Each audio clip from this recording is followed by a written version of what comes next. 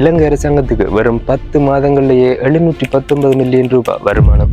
ஏதும் புதிய வரிகள் விதிக்கப்பட்டதா அல்லது வேற நாட்டிடமிருந்து கடன் பெறப்பட்டதா? இப்படி எதுவுமே இல்லை.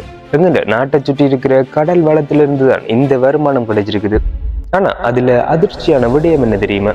என்னன்னு சொன்னா, இவ்வளவு காலமும் அரசாங்கத்துக்கு வர வேண்டிய இந்த வருமானம் ஒரு தனியார் நிறுவனத்துக்கு சென்று கொண்டிருந்ததா கூறப்படுது. அந்த மாதிரி ஒரு விடயம் எப்படி நடந்தது? ஆனா இப்ப மட்டும் எப்படி அரசாங்கத்துக்கு நேரடியா 719 மில்லியன் ரூபாய் வருமானம் நேரடியா கிடைக்குது? இந்த 719 மில்லியன் ரூபாய் பணத்துக்கு பின்னால இருக்கிற கதையை தான் இந்த காணொலியில முழுக்க பார்க்க போறோம். வணக்கம், நான் உங்கள் சார்ஜன். நீங்க எங்க சேனல்ல இப்பதான் புதுசா பாக்குறீங்கன்னு சொன்னா சப்ஸ்கிரைப் பண்ணிட்டு பெல் ஐக்கானை கிளிக் பண்ணி வச்சுக்கொள்ளுங்க. அப்பதான் நாங்க இனி வரும் காலங்களில் பதிவிடக்கூடிய அனைத்து காணொலிகளையுமே உங்களால பார்வையிடக்கூடியதாக இருக்கும். இலங்கை ஒரு தீவா காணப்பட்டாலும் ஆனா பல நாடுகள வர்த்தக மையமாக காணப்படுது. ஆசியா, மத்திய கிழக்கு மற்றும் ஐரோப்பாவுக்கு செல்ற ஆயிரக்கணக்கான வர்த்தக கப்பல் இலங்கையின் கடல் பரப்பை சுற்றித்தான் பயன்படுத்துது. இப்படி பல நாடுகள வர்த்தக நிலையமா இருந்தாலும் ஆனா சோமாலியா, ஏடன் வளைகுடா மற்றது இந்திய பெருங்கடல்ல சில பகுதிகளில் கடல் கொள்ளையர்ன்ற அச்சுறுத்தல் காணப்படுது. இதாலேயே இந்த வழியா பயணிக்கிற வர்த்தக கப்பல்களுக்கு ஆயுதம் ஏந்தின பாதுகாப்பு குழுக்கள் தேவைப்படுது. இதைத்தான் ஒன்போர்ட் செக்யூரிட்டி டீம் OBST என்று சொல்லி அழைக்கப்படுது. இந்த பாதுகாப்பு குழுக்களுக்கு தேவையான ஆயுதங்களை பாதுகாக்கிறது, கப்பல்கள் அவர்களை ஏற்றுதல், போக்குவரத்து வசதிகளை வழங்குதல், பாதுகாப்பு அனுமதியை பெற்றுக் கொடுத்தல் போன்ற சேவைகள் மூலம் பெரிய வருமானத்தை ஈட்ட முடியும். இங்குதான் ஒரு மிகப்பெரிய திருப்பம் இருக்குது. என்னென்னு சொன்னா, இந்த லாபகரமான கடல் பாதுகாப்பு சேவை இவ்வளவு காலமுமே ஒரு தனியார் நிறுவனத்தில்தான் இருந்திருக்குது. வெளியாகின தகவலின் அடிப்படையில இந்த சேவையின் மொத்த வருமானத்தின் 15% மட்டும்தான் அரசாங்கத்துக்கு கிடைச்சிருக்குது. மீதமான பெரும்பகுதி தனியார் நிறுவனத்துக்கு தான் சென்றதா தெரிவிக்கப்படுது. அது மட்டும் இல்ல, 2014 முதல் 2015 வரையான காலப்பகுதியில இலங்கை கடற்படைக்கு செலுத்த வேண்டிய சுமார் 782 மில்லியன் ரூபாய் பணமும் நிலுவையில இருந்ததாக தகவல்கள் வெளியா இருக்குது.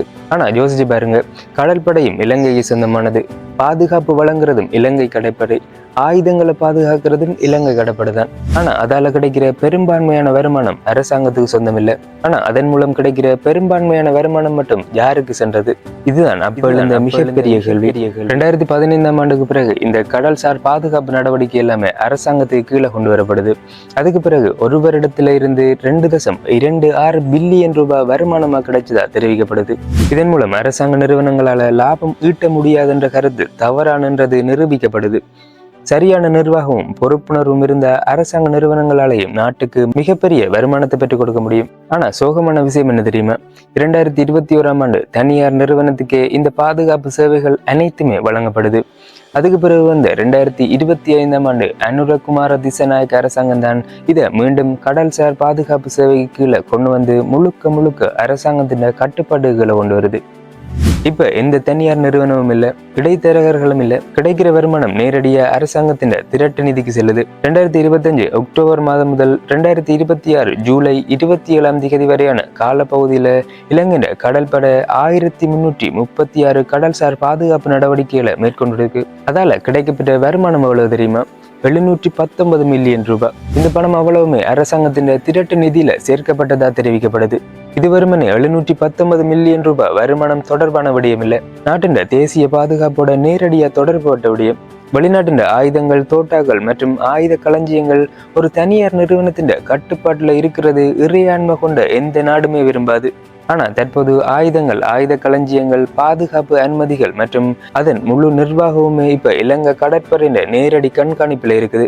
அதே போல என்னன்னு சொன்னா, ஒரு தனியார் நிறுவனம் பாதுகாப்பு வழங்குறதை விட அரசாங்கமே நேரடியா இதுல இன்வால்வ் ஆகி பாதுகாப்பு வழங்கிச்சுன்னு சொன்னா சர்வதேச வர்த்தக நிறுவனங்களும் அதை அதிகமா நம்பும். இதாலே எதிர்காலத்துல இன்னும் அதிகமான கப்பல்கள் இலங்கையின் பாதுகாப்பு சேவையை பெற்றுக்கொள்ளலாம்.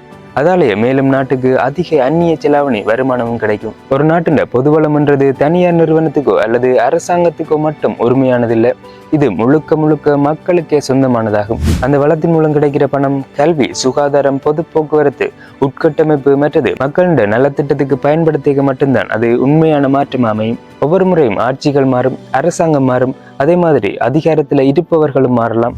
ஆனா நாட்டின் பொது சொத்துகளும் தேசிய வளங்களும் எப்போதுமே மக்களுக்கு சொந்தமானது. இந்த கடல்சார் பாதுகாப்பு நடவடிக்கைகளை அரசாங்கமே முழுக்க எடுத்துக்கொண்டது சரியான விடயம்னு சொல்லி நீங்க நினைக்கிறீங்களா? என்ன நினைக்கிறீங்கன்னு சொல்லி கமெண்ட் பண்ணுங்க. இதே மாதிரி இன்னும் ஒரு முக்கியமான காணொளியில நான் உங்களை சந்திக்கிறேன். நன்றி.